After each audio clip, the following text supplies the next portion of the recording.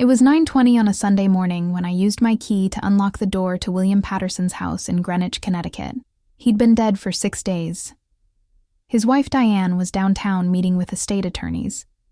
His son Bradley and daughter Christine were at the country club arguing about who should get the vacation house in Martha's Vineyard, and I was standing in the foyer of a house I'd been to 100 times but never truly entered, holding a key William had given me 3 months before he died with one instruction: if something happens to me, go into my office.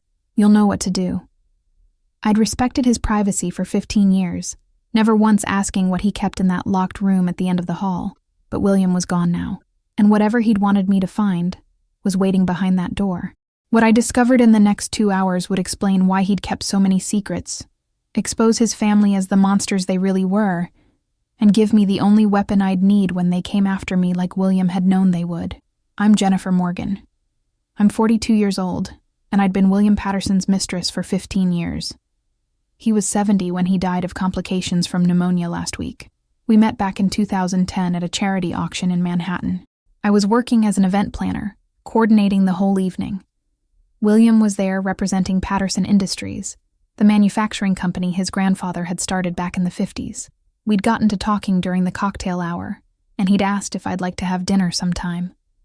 I'd said yes, even after he told me he was married. I was 27. He was 55. I should have known better. But William was charming and thoughtful, and he made me feel like I mattered in a way nobody else ever had. So I became his secret, his Tuesday dinners and Thursday lunches, his weekend phone calls when Diane thought he was playing golf, his escape from a family that treated him like an ATM instead of a person. Our relationship had rules.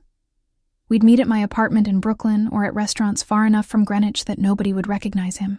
He'd never bring up his family unless I asked. I'd never pressure him to leave Diane or make our relationship public.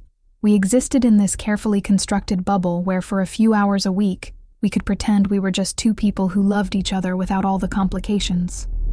And it worked. For 15 years, it worked. William would show up with takeout from my favorite Thai place. We'd watch old movies. We'd talk about everything except the fact that he had another life waiting for him back in Greenwich. I'd convinced myself I was okay with being the secret. That loving him part-time was better than not loving him at all. But William's office was off-limits, even to me. He had a home office in the Greenwich house where he'd spend hours every evening after dinner. Diane had her own wing of the house, so she never bothered him there. Bradley and Christine lived in the city, so they rarely came by.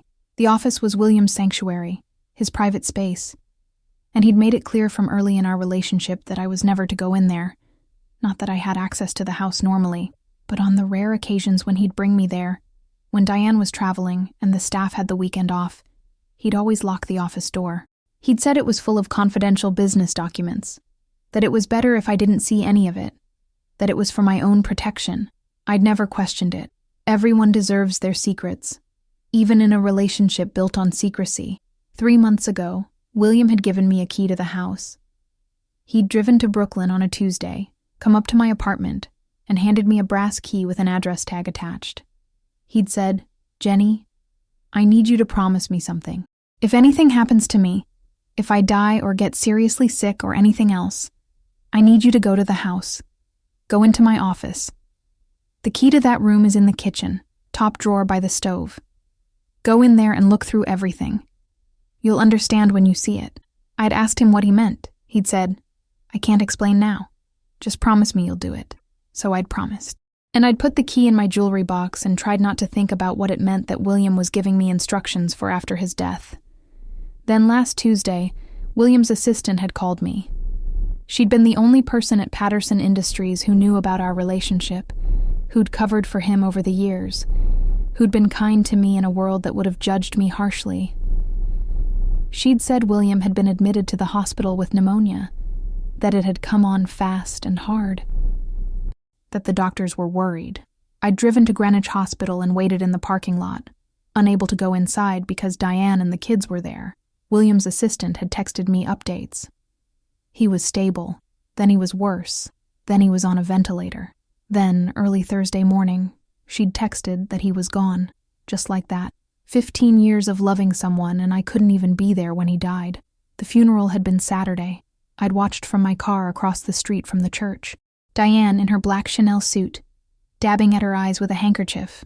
Bradley looking bored, checking his phone every few minutes. Christine playing the devastated daughter, crying dramatically on her husband's shoulder. William's friends and business associates filing in, all of them talking about what a great man he'd been, how devoted to his family, how successful in business. None of them knew he'd spent 15 years loving someone else. None of them knew the man I'd known, the man who'd brought me coffee exactly how I liked it, who'd remembered every story I told him, who'd held my hand during scary movies and laughed at my terrible jokes. That William wasn't the one they were mourning. They were mourning the version of him they'd needed him to be.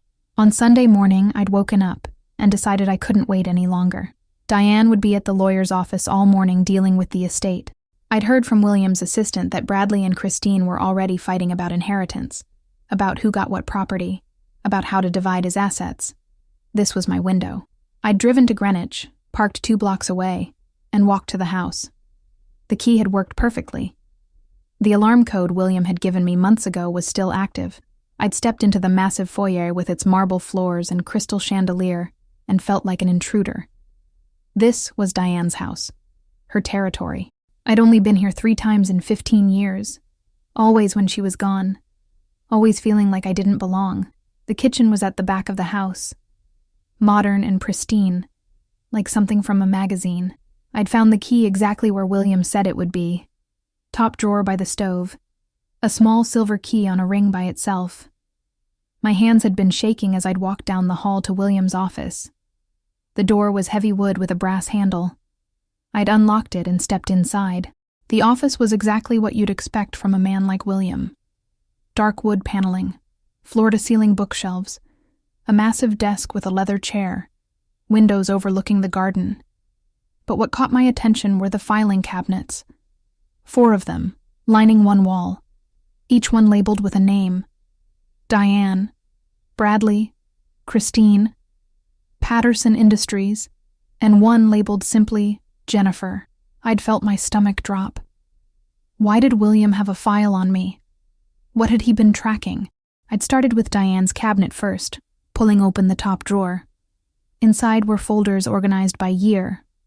I'd pulled out the most recent one, 2025. Inside were bank statements, credit card bills, but not for joint accounts. These were for accounts William had been tracking that Diane kept separate. Accounts he wasn't supposed to know about. I'd flipped through them, my heart pounding. Diane had been moving money. Lots of money. Hundreds of thousands of dollars transferred out of joint accounts into offshore accounts in the Cayman Islands. She'd been doing it for years, apparently, slowly siphoning off William's wealth while he was alive.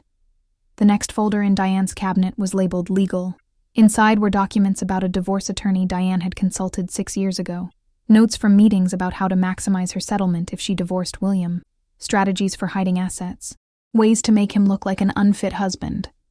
But she'd never filed for divorce. William's handwritten notes in the margins explained why. She makes more money staying married and stealing than she would in a divorce settlement. She's playing the long game, waiting for me to die so she inherits everything and keeps what she's already hidden. I'd sat down in William's desk chair, trying to process what I was reading. Diane had been robbing William for years, and he'd known. He'd documented everything, but never confronted her. Why? I'd opened the next drawer. This one was labeled Private Investigator Reports. Inside were surveillance photos of Diane. Diane having lunch with a man who wasn't William. Diane at hotels. Diane kissing someone in a parking garage. The PI reports detailed an affair Diane had been having for 8 years with her tennis instructor, a man 30 years younger than her. The reports included financial records showing she'd bought him a condo in Stamford, a car, had been paying for his lifestyle entirely, using William's money. Bradley's filing cabinet was next. The top drawer was labeled Embezzlement. Inside were documents showing Bradley had been stealing from Patterson Industries for at least 5 years. He was VP of Finance, which gave him access to accounts and approval for expenditures. He'd been creating fake vendors, approving payments to shell companies he controlled, pocketing hundreds of thousands of dollars. William had tracked every transaction, every fake invoice, every transfer. He had enough evidence to send Bradley to prison for a decade. But he'd never reported it, never fired him, just documented everything and waited. The next folder in Bradley's cabinet was worse. It was labeled blackmail. Inside were emails between Bradley and Diane. They'd been planning together, planning to have William declared mentally incompetent. They'd lined up a doctor who'd testify that William was suffering from dementia. They'd planned to take over his finances, put him in a care facility, and control his wealth. The emails went back 3 years. They'd been waiting for the right moment. William's handwritten note said, "They're waiting for me to make a mistake, to forget something important, to give them ammunition. I've been playing confused sometimes just to see what they'd do." They took the bait. Christine's filing cabinet was different. The top folder was labeled debts. Christine was drowning in debt. Gambling debts, specifically. She'd lost nearly $2 million playing poker in underground games in Manhattan. She'd borrowed money from dangerous people who'd threatened her. William had documentation of every loan, every threat, every payment Christine had missed. He'd been quietly paying off her debts without telling her, keeping her afloat while she spun out of control. His note said, "She'll never learn if I keep bailing her out, but I can't let them hurt her. She's still my daughter, even if she's made terrible choices." The next folder in Christine's cabinet was labeled conspiracy. Inside were text messages between Christine and Bradley. They'd been planning to contest William's will the moment he died. They'd already hired attorneys, already prepared arguments about undue influence, about William not being mentally competent when he'd made his final will changes. They'd planned to drag out the estate in court for years, bleeding it dry with legal fees, making sure they got more than whatever William had intended to leave them. Christine's messages were vicious. She'd written, "Dad always liked control. Well, he won't be controlling anything from the grave. We'll take what we deserve and more." I'd been sitting in that office for over an hour, reading through 15 years of William's documentation. He'd known everything. Every betrayal. Every scheme. Every lie. And he'd just watched and documented and prepared. The Patterson Industries cabinet was full of contingency plans. Instructions for what to do if Bradley's embezzlement came to light. Plans for protecting the company. Documents showing William had already been slowly transferring assets out of the business, protecting it from his family's greed. He'd been 10 steps ahead of all of them. Then I'd opened my filing cabinet, the one with my name on it. My hands had been shaking so hard I could barely turn the folder's pages. The top folder was labeled background. Inside was everything about me. My birth certificate, my college transcripts, my work history, my credit report, my apartment lease, my bank statements. William had investigated me. Thoroughly. Before we'd even started dating, apparently. He'd wanted to know who I was, whether I was trustworthy, whether I was after his money.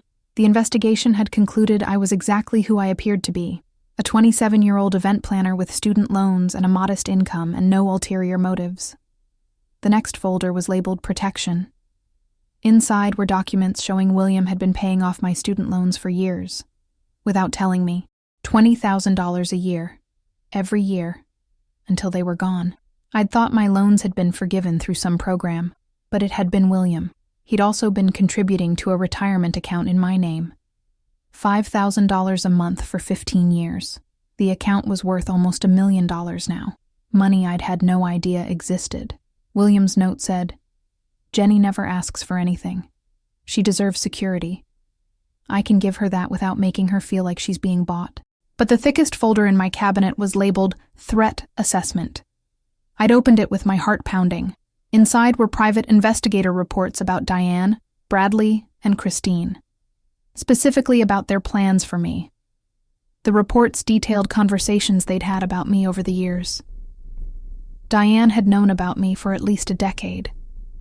She'd hired investigators to follow me, to document my relationship with William, to gather evidence she could use against me if she ever needed to. Bradley and Christine had found out about me 4 years ago. They'd been furious, not because their father was cheating on their mother, but because they were worried he'd leave me money. The PI reports included transcripts of conversations Diane had recorded. She'd planted a bug in William's car, and had been listening to our phone calls for years. She'd heard everything. every intimate conversation, every plan we'd made, every time William had said he loved me, and she'd saved it all. Not to confront him, not to divorce him, but to use against me. The most recent report, dated just 2 months ago, included a conversation between Diane and her attorney about suing me after William's death. They'd planned to claim I'd coerced William, that I'd manipulated an elderly man, that any money or assets left to me should be returned to the family. There were more reports. Bradley and Christine had their own plans for me. They'd discussed having me followed, finding dirt on me they could use, making my life difficult enough that I'd disappear and never claim anything from William's estate. Christine's messages to Bradley included phrases like, "We need to destroy her reputation. Make sure nobody believes anything she says. If Dad left her anything, we'll bury her in legal fees until she gives up." Bradley had responded, "I know people who can make problems disappear." Not saying we'd go that far, but the threat might be enough. I'd sat there staring at these documents, feeling sick. William's family wasn't just greedy, they were dangerous. And William had known. He'd known they'd come after me. That's why he'd documented everything. That's why he'd left me instructions to find these files. He'd given me ammunition, evidence of Diane's theft and affair, evidence of Bradley's embezzlement, evidence of Christine's conspiracy to contest the will, evidence of all their plans to destroy me. He'd spent years building cases against each of them, not to punish them, but to protect me. The last document in my folder was a letter, handwritten by William, dated 3 weeks before he died. It said, "Jenny, if you're reading this, I'm gone, and my family is probably already making your life hell. I'm sorry. I should have been braver. I should have left Diane years ago. I should have made you my wife instead of my secret. But I was a coward. I couldn't face the scandal, the social consequences, the fights with my kids. So I stayed in my miserable marriage and asked you to wait in the shadows. You deserved better. You deserved everything. And now all I can give you is the truth and the tools to defend yourself. Take these files. Use them however you need to. My family has been planning to destroy you the moment I died. Don't let them. You're the only person in my life who loved me for me, not for my money, or my name, or my connections. You're the only one who deserves to walk away from this with your dignity intact. I've left you money in a trust they can't touch. $2 million. Use it to build the life you should have had. And if they come after you, use these files to burn their lives down. I love you. I'm sorry I never said it enough. William." I'd cried sitting at his desk, holding that letter. William had loved me. He'd protected me even after death. He'd given me the nuclear option, the ability to destroy his family's lives if they tried to destroy mine. But using it meant exposing all of William's secrets.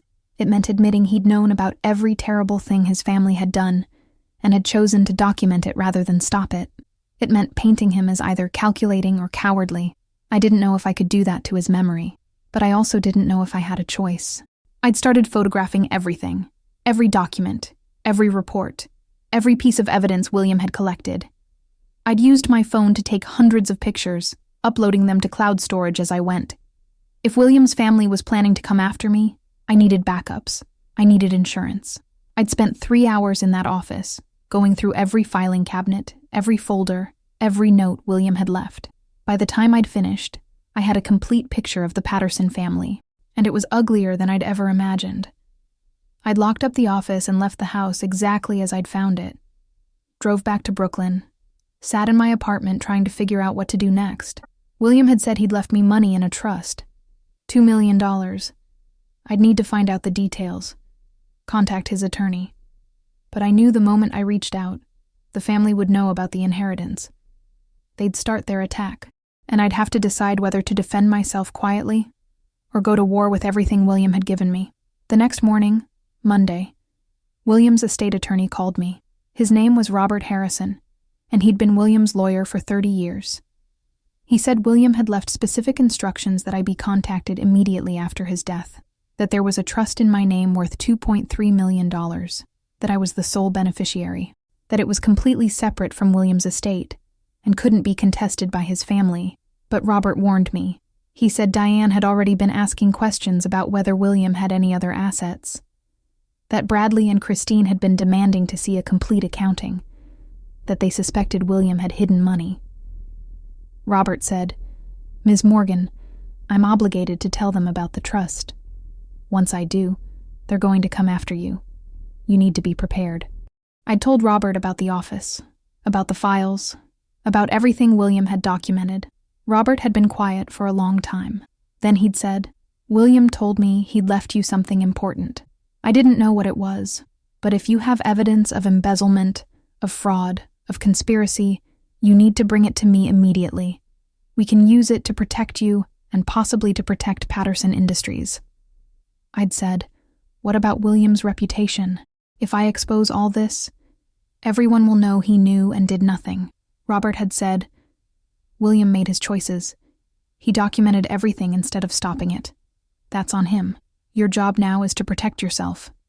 That's what he wanted. I'd spent that afternoon making copies of everything, organizing the evidence into categories.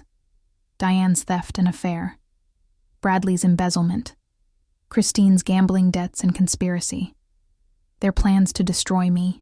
I'd put together a comprehensive file that could sink all three of them if it became public. Then I'd called Robert and arranged to meet him the next day. "Bring everything," he'd said. "We'll figure out the best strategy, whether to use this as leverage or whether to go public. But either way, you're not facing them unarmed." Tuesday morning, Diane called me. I'd been expecting it. She'd said, "Ms. Morgan, I understand my late husband left you some money. I think we should meet and discuss it." I'd said, "I don't think we have anything to discuss, Mrs. Patterson." She'd said, "I think we have quite a lot to discuss. For instance, how you manipulated an elderly man, how you used your position as his mistress to extract money from him, how you took advantage of someone who wasn't thinking clearly in his final months." Her voice had been ice cold. I'd said, "William was perfectly clear. He left me the money because he wanted to." Diane had said, "We'll see what a judge thinks about that." Then she'd hung up. An hour later, Bradley called. He'd been less subtle. He'd said, "I know who you are. I know what you did. And I'm going to make sure you don't get a dime of my father's money. You're nothing but a whore who targeted a rich old man. I'm going to drag you through court. I'm going to make sure everyone knows what you are. And when I'm done, you'll wish you'd never met my father." I'd said, "Are you done?" He'd said, "Not even close." I'd hung up. Christine had sent an email instead of calling. It was long and rambling and full of accusations. She'd written that I'd destroyed her parents' marriage, that I'd been a cancer in their family for years, that William must have been senile to leave me anything, that she'd fight the trust with every resource she had, that I'd end up broke and humiliated. She'd ended the email with, "You took 15 years of my father's life. I'm going to take everything you thought you'd get from him." I'd met with Robert Harrison that afternoon, brought him physical copies of everything I'd photographed. He'd spent 2 hours going through it all, his expression getting darker with each folder. Finally, he'd said, "This is extraordinary. William documented everything. He has enough evidence here to destroy all three of them. Diane could be charged with fraud and theft. Bradley is looking at serious prison time for embezzlement. Christine's conspiracy to contest the will and her threats could be used against her in court. And all of this gives us massive leverage to protect you and the trust." I'd said, "What do we do?" Robert had said, "We offer them a deal.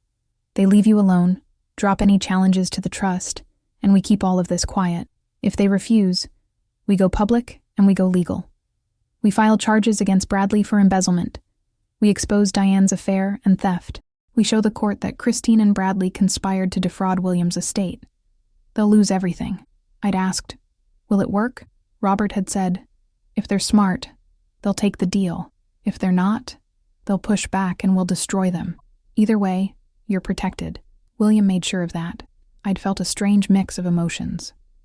Relief that I had protection. Anger that I needed it.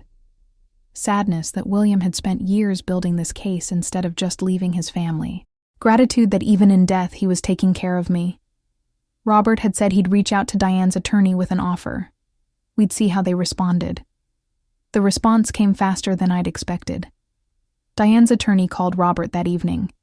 She'd told him that the Patterson family was prepared to sue me for undue influence, that they had evidence I'd manipulated William, that they'd tie up the trust in court for years. Robert had responded by sending over a small sample of the evidence, just enough to show what we had. Diane's offshore accounts, Bradley's embezzlement, Christine's conspiracy. He'd told Diane's attorney that we had much more and were prepared to file criminal charges if necessary. The attorney had said she'd get back to him. 2 days later, Diane's attorney called back. The family was willing to negotiate. They'd drop any challenge to the trust if I signed a non-disclosure agreement. If I promised never to speak publicly about my relationship with William, or about any information I'd acquired about the family, Robert had said, "Not good enough. We want a complete release. No lawsuits, no challenges, no contact with Ms. Morgan whatsoever. And we want assurance that Bradley will resign from Patterson Industries and repay what he embezzled." The attorney had said, "That's asking a lot." Robert had said, "We're offering not to destroy their lives. That's worth a lot." The negotiations went back and forth for a week. Finally, we reached an agreement. The Patterson family would drop all challenges to the trust. They'd leave me alone completely. Bradley would resign from Patterson Industries with a quiet buyout. No criminal charges filed if he repaid the embezzled funds over 5 years. Diane would keep what she'd hidden. William wasn't around to reclaim it, but she'd sign away any claim to community property rights over the trust. Christine would drop her conspiracy to contest the will. In exchange, I'd sign an NDA and turn over all of William's files to Robert, who'd keep them sealed unless the family violated the agreement. Then everything would become public. It wasn't perfect. It meant letting Bradley off the hook for embezzlement. It meant letting Diane keep the money she'd stolen. It meant Christine faced no consequences for her gambling or her threats. But it also meant I was safe. The trust was secure. I could walk away from the Patterson family and never look back. And if they ever came after me again, Robert had the files ready to destroy them. It was the best outcome I could hope for given the circumstances. Today, 6 months later, I'm 43 years old. The $2.3 million is sitting in an account earning interest while I figure out what to do with it. I left my job as an event planner, took some time to process everything, went to therapy to work through 15 years of being someone's secret and 6 months of being threatened by his family. I'm thinking about going back to school, maybe studying psychology, maybe helping other women who've found themselves in relationships like mine, maybe using William's money to build something meaningful. I think about William every day, about how he loved me but not enough to fight for me while he was alive, about how he documented his family's betrayal but never stopped it, about how he protected me in death but left me to face the consequences alone. I'm angry at him sometimes, for being a coward, for choosing the easy path, for making me the secret instead of the priority. But I'm also grateful for the 15 years we had, for the love he gave me, imperfect as it was, for the protection he provided even after he was gone, for trusting me with the truth about his family, for giving me the tools to defend myself. The Patterson family doesn't contact me anymore. Robert sends me updates occasionally. Bradley is working at a different company, slowly repaying what he embezzled. Diane is still in Greenwich, still playing the grieving widow, still seeing her tennis instructor. Christine is apparently in therapy for her gambling addiction, though who knows if it's helping. They got away with everything they did to William, but they didn't get away with coming after me. That's something. I sold my apartment in Brooklyn and bought a small house in Vermont, near the mountains, far from Greenwich and the life I used to have. I wake up every morning and drink coffee on my porch and watch the sunrise. I don't have to hide anymore. I don't have to be anyone's secret. I'm just Jennifer, living a quiet life, building something new with the second chance William gave me. Is it what I wanted? Not exactly. I wanted William. I wanted 15 years back. I wanted a different ending, but this is the ending I got, and I'm learning to make peace with it. William's letter is framed on my wall, the one where he apologized for being a coward, where he told me I deserved better, where he said, I was the only person who loved him for who he really was. I read it sometimes when I'm doubting myself, when I'm wondering if I did the right thing by taking the deal instead of exposing everything.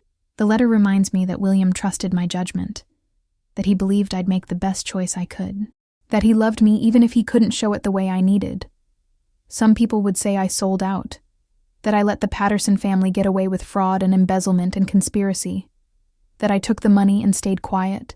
Maybe they're right. Maybe I should have gone public. Maybe I should have made sure they all faced consequences. But I was tired of fighting, tired of being the villain in someone else's story, tired of defending a relationship that most people would judge as wrong. I wanted peace. I wanted security. I wanted to move on with my life.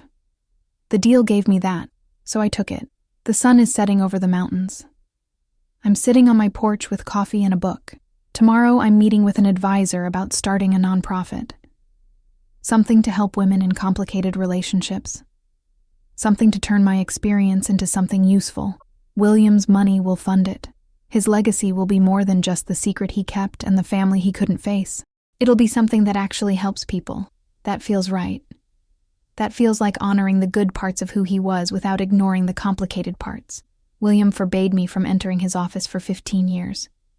He kept his secrets locked away, even from me. But in the end, he opened that door. He showed me everything. He trusted me with the truth about his family and about himself. He gave me the power to destroy them, or to walk away. I chose to walk away. Maybe that makes me weak. Maybe it makes me pragmatic. Maybe it just makes me human. Someone who wanted to survive more than she wanted revenge. Someone who wanted peace more than justice. Someone who loved a complicated man and accepted a complicated ending. The Patterson family thought they could destroy me. They thought I was just some mistress who'd taken advantage of their father. They thought I'd fold under pressure. They didn't know William had prepared me, that he'd given me everything I needed to fight back, that he'd loved me enough to protect me even when he couldn't be brave enough to choose me. They underestimated both of us, and that mistake saved me. It meant I walked away with my dignity, my security, and my freedom, while they're still trapped in Greenwich, still playing their games, still living with the knowledge that I could destroy them anytime I want. That's its own kind of justice. Not perfect, but enough. I finish my coffee and go inside. Tomorrow is another day, another chance to build the life William wanted me to have, a life where I'm not hiding, not waiting, not settling for pieces of love when I deserve the whole thing. He gave me that, not the way I wanted, not the way I'd hoped, but he gave it to me anyway. And I'm going to make it count. For both of us, because that's what you do when someone loves you enough to give you the truth, even when the truth is ugly. You honor it. You use it. You build something better. That's what I'm doing. That's what William would have wanted. And that's the best ending I can give to our complicated, imperfect, impossible story.